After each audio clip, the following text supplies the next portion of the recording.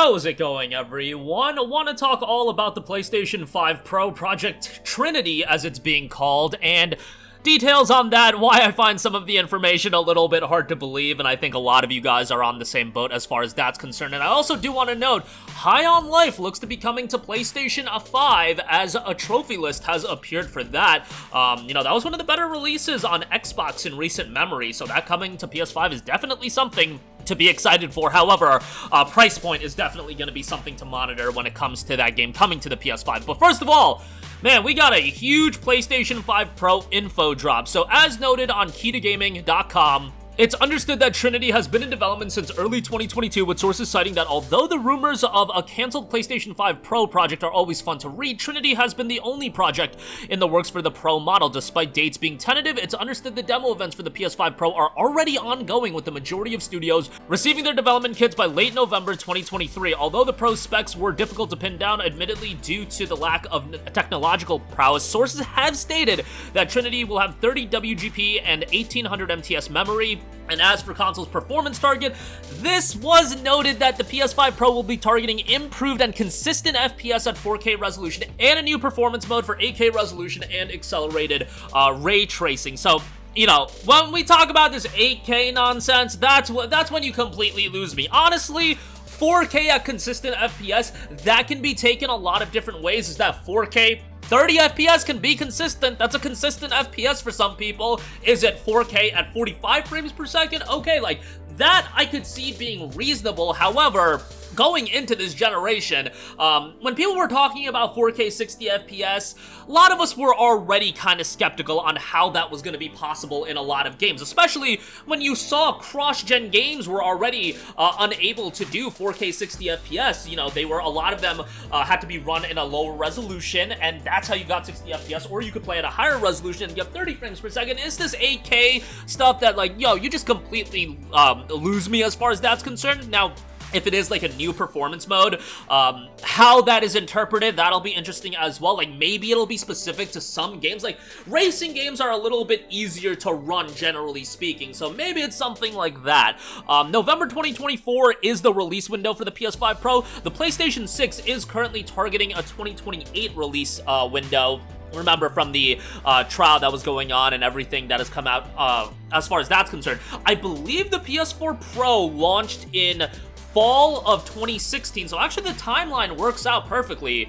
As far as 4 years before the release of the next console, that's when you would get the Pro iteration. Obviously, as far as the PS4 Pro went, it wasn't a necessary upgrade. Like, if you had a base PS4, you weren't getting a sizable amount of a difference to justify spending another $400 for the PS4 Pro. If you were like a hardcore PlayStation guy and you needed to have all the latest stuff, sure, it might be something you want to check out. But as far as PS5 Pro goes, I really think it's going to be something that, yes, if you're super into getting the best performance and things like that, maybe you'll check it out. Maybe you'll trade in your PS5. Maybe you'll give it to a family member, change it to a different room. There's always something you could do with an extra PS5. But you guys get what I'm saying as far as that's concerned. It will also be interesting to see where this lines up as far as launch games. Generally speaking, if you're launching a new piece of hardware, you probably want some games to showcase that console's performance. I saw an idea, I believe it was Benji Sales just threw out the idea on Twitter that if PS5 launched with Grand Theft Auto 6, like, right alongside it, that would be pretty insane, and that's actually not that unlikely,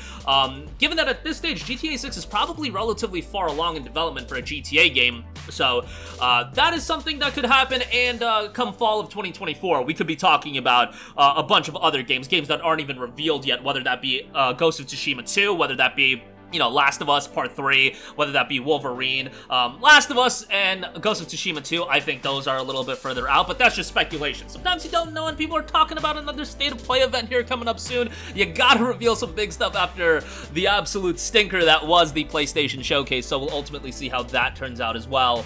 But right now, I think the most important thing for Sony to establish outside of new hardware, because let's be honest, Project Q, it is what it is. PS5 Pro, it's going to be something a select number of people pick up, but we need like a good software lineup, especially for 2024, because I feel like that's the area they're lacking in. I kind of like the Microsoft idea of offering a bunch of different tiers at launch with different specifications at a range of different prices. I think that would be something that I would be really all for, and especially if you decide to go the route of, let's say, you had like a $300 budget budget console, a $500 mid-range console, and then like a $700 or $800 high-end console, and that's still only 3 consoles to optimize for. I think developers could figure that out, but, you know, that's way above my pay grade, but that's something that I've always wanted to see from the get-go, instead of these mid-generation upgrades. Like, I would rather if you had the option to spend a premium right at launch, and then you get that best performance right out the gate, but you know, it is what it is as far as that's concerned. Lastly, I do want to note, High on Life does have a trophy list listed over on psnprofiles.com right now, so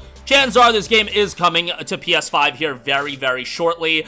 The game was developed and published by Squanch Games. Microsoft came in and did a deal for Xbox Game Pass, and it was a timed exclusive that came out last December. It was received pretty well. The only thing is the game was very much on the shorter side, and you were spending $60 on it unless you played it on Xbox Game Pass, which, you know, most people played it on Xbox Game Pass, so that's totally understandable. However, on PlayStation, it'll be interesting to see if the game will ultimately be a $60 release, and will it be a game that is on PlayStation Plus Extra. That could also happen, and I believe there is a expansion in development as well. So there's gonna be bonus content released on that. I don't know if they're looking to time the paid expansion of High on Life alongside the release of High on Life on PlayStation 5, and who knows if it's on PS4 and PS5 or just PS5. High on Life was available on Xbox One and Xbox Series X and S, so, you know, it was a game that was received fairly well. I think people kind of enjoyed it for how quirky it was. I know a lot of other people did find the humor a little bit too off-putting, and, you know, that's just going to be the reality with a game like this, but we'll see how it turns out when it does come to PlayStation as well. But that'll do it for me. Again, PS5 Pro, it's something I see having a fairly mixed reception, especially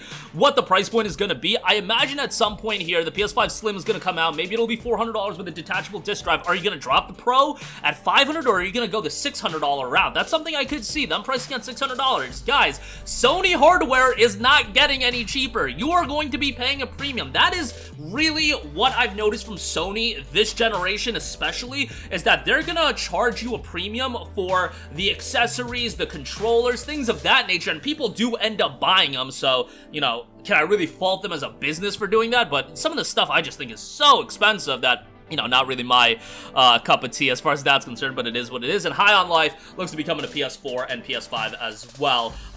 Hopefully here in the near future. Maybe it'll end up being an August PS Plus Extra title. We'll see about that. That'll do it for me. Let me know all your thoughts in the comment section down below. Sound off there. Thank you for watching, and goodbye.